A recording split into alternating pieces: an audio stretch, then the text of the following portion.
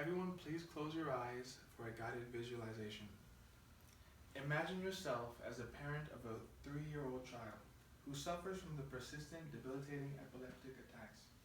It's the middle of the day, but it's your baby's third life-threatening attack, leaving you feeling frustrated, hopeless, and desperate for anything to alleviate the suffering. Doctors do what they can, but in your state, the wonder drug, marijuana, is illegal, so there is little help they can offer. Just across your state border, medical marijuana has been legalized, and doctors treat patients with the same neurological illnesses as your afflicted toddler, bringing down epileptic attacks down to zero, dramatically increasing quality of life, as well as personal freedom. Okay, you can now open your eyes. This hypothetical situation describes the lives of many American families who happen to live in a state where medical marijuana has not yet been legalized and are forced to make difficult decisions to help those who are in great need of this mysterious herb. These states are generating incredible incomes while reducing crime and empowering families. The time has come for complete decriminalization of cannabis, ending the war on our streets, our families, and our freedoms. Today's speech will equip you with the facts needed to bring about change on any level and to act politically in your community and abroad. We will touch on some of the common marijuana misconceptions, the historical and modern uses of the plant, and the continued consequences of our failure to act.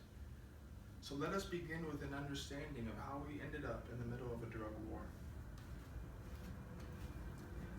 Decades of punishing the usage of marijuana has cost this country billions of dollars, only to destroy destinies of American citizens, most of whom exhibit no other criminal behavior. No war is without propaganda, and in fact, marijuana scheduling began with a lie, and we will now go through some of the common misconceptions still being spread today. Myth number 1, marijuana makes you immoral and gives you destructive behavior. Documentaries such as Reefer Madness have propagated such hysterical facts meant to vilify certain demographics of the population.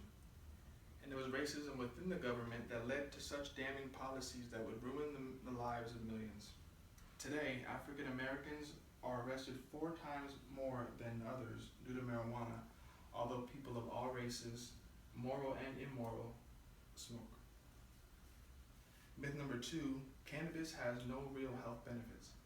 This one is important due to the Schedule 1 label placed on the crop, which requires that the drug have no medicinal purposes.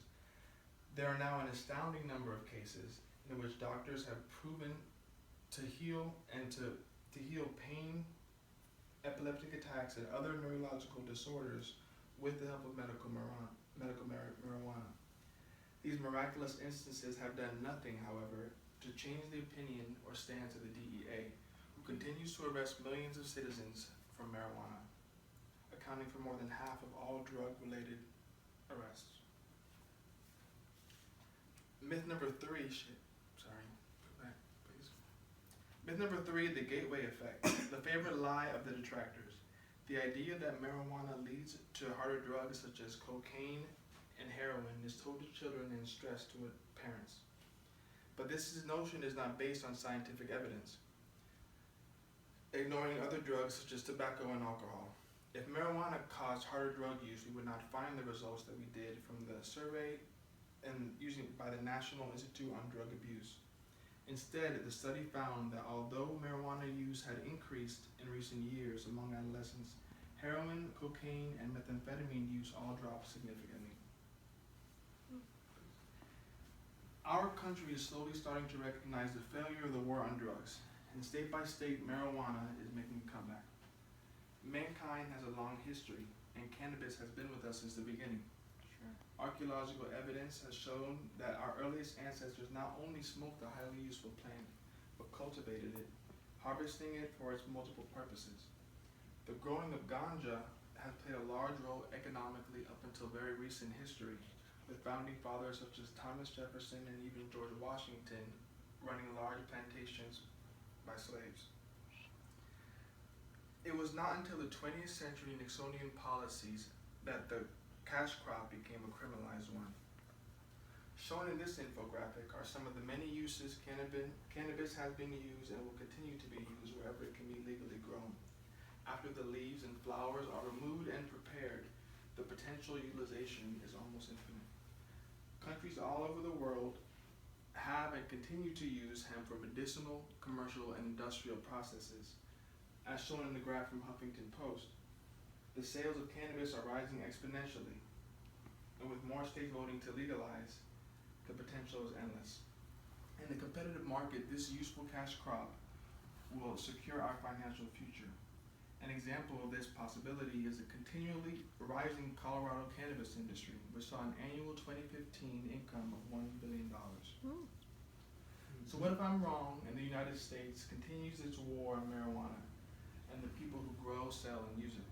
The legalization of marijuana, medical and recreational, will make countless lives of Americans better. But what if we don't change the status quo? How many more seizures will it take for our government to realize medical marijuana's potential as a medicinal herb? How many more people have to be vilified by the system before we find another way to address whatever supposed addictions and immoralities may come from the consumption of this plant?